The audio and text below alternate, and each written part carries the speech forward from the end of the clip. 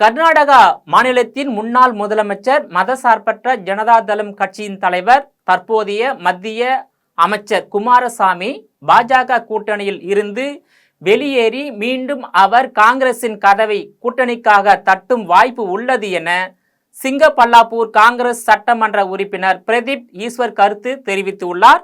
இது குறித்து கருத்து தெரிவித்துள்ள கர்நாடகா மாநிலத்தின் சிங்கப்பல்லாப்பூர் காங்கிரஸ் சட்டமன்ற உறுப்பினர் பிரதீப் ஈஸ்வர், கைவாரா தத்தையா நிகழ்ச்சியில் முதலில் பிரச்சனை செய்தது நான் இல்லை என்றும் பாஜக நாடாளுமன்ற உறுப்பினர் மோகனின் ஆதரவாளர் தான் என்றும் பலிஜா சமூகத்திற்கு நிறைய பங்களிப்பு கொடுத்தது பாஜக தான் என காங்கிரஸ் எதுவும் செய்யவில்லை என்று சமூகம் தொடர்பான நிகழ்ச்சியில் அரசியல் பேசினார்.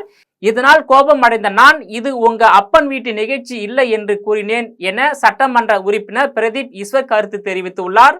உங்க அப்பன் என்ற வார்த்தையை எனக்கு பேச கற்றுக் கொடுத்தது பாஜக தான் எனவும் சட்டசபை கூட்டத்தொடரின் போது ரவி, எத்னால், விஜயேந்திரா, அசோக் ஆகியோர்தான் அடிக்கடி இது உங்க அப்பன் வீட்டு சொத்து இல்லை என்று பேசுவர்.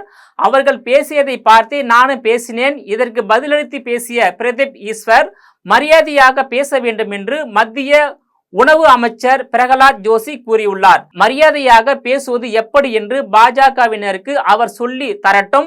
பாஜக நாடாளுமன்ற உறுப்பினர்களுக்கு நான் பகிரங்க சவால் விடுகிறேன். இதுவரை அவர்கள் செய்த பணிகள் குறித்து அறிக்கை வெளியிட தயாரா என்றும் கடந்த 1.5 ஆண்டுகளாக சட்டமன்ற உறுப்பினராக இருந்து நான் மக்களுக்கு செய்த பணிகள் குறித்து 1000 பக்க அறிக்கை வெளியிட தயாராக உள்ளேன் என்று பிரதீப் ஈஸ்வர் சவால் விடுத்துள்ளார்.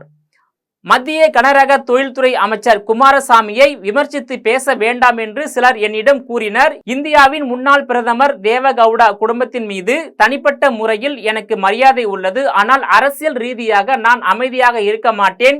சிறு குழந்தைகளுக்கு சாக்லேட் கொடுத்து ஏமாற்றுவது போல் குமாரசாமிக்கு மத்திய அமைச்சர் பதவி கொடுத்து பாஜக ஏமாற்றி உள்ளதாகவும் குறிப்பிட்டுள்ளார். தேர்தலுக்கு முன்பு அவருக்கு முஸ்லிம் ஓட்டுகள் தேவைப்பட்டது. அவர்களை நல்லவர்கள் என்று கூறினார். தேர்தலுக்கு பின் முஸ்லிம்களை விமர்சித்து பேசுகிறார். ஆந்திரா துணை முதல்வர் பவன் கல்யாணும் இப்படித்தான் சந்தர்ப்பவாத அரசியல்வாதியாக மாறிவிட்டார்.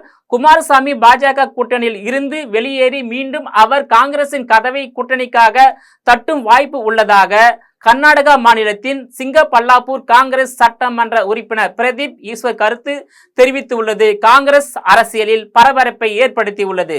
நேயர்களே, மீண்டும் இது போன்ற மற்றொரு நிகழ்ச்சியில் சந்திக்கிறேன். அதுவரையில் உங்களிடமிருந்து விடைபெறுவது நான் உங்கள் விஜயபாலன்.